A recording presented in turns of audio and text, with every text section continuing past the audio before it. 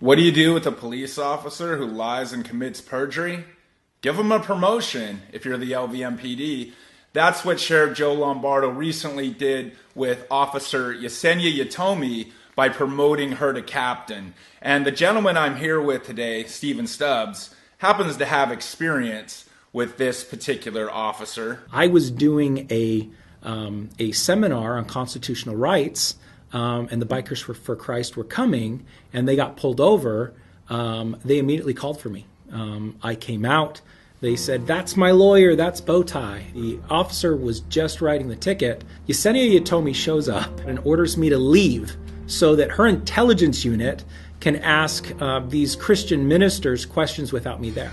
Yesenia Yatomi is basically violating their Sixth Amendment right to counsel. Well, I refused, and she arrested me. And then I got a report chock full of lies, complete lies. Luckily, it was videotaped, and I was acquitted of obstruction. And then we filed a lawsuit. And when we filed the lawsuit, they disclosed a second report that was written the exact same day as the perjurious report. However, it was based on some facts. Yesenia Yatomi basically wrote two reports, one that was true and one that wasn't. She had written two reports, submitted the false report, pocketed the other one, and then lied to the district attorney's office.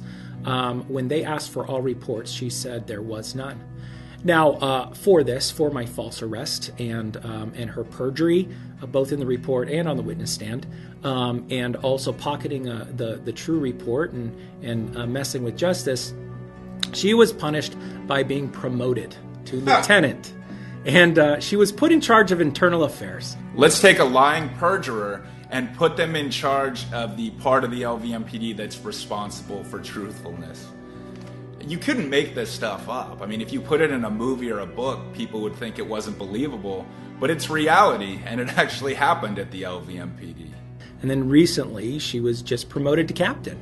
So obviously, Joe Lombardo and his crew don't care about advancing those police officers that have honor and integrity. That's because the other top level people at the LVMPD don't have any. I mean, this is an organization where the second in command of the department, Under Sheriff Kevin McMahill, was part of a squad that found a woman with drugs on her and told her they'd let her off if she showed them her vagina. I mean, that's your number two. There was a female officer on that team that was so offended that she turned them in.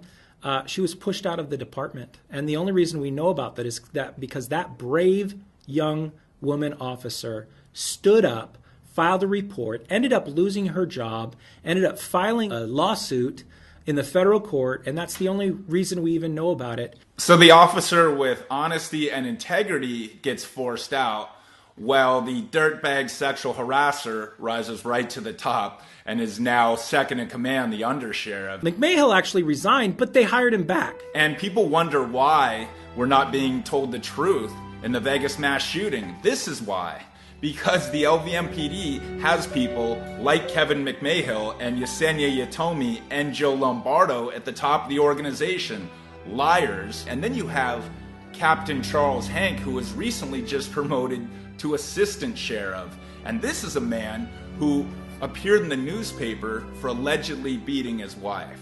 Look at their current administration.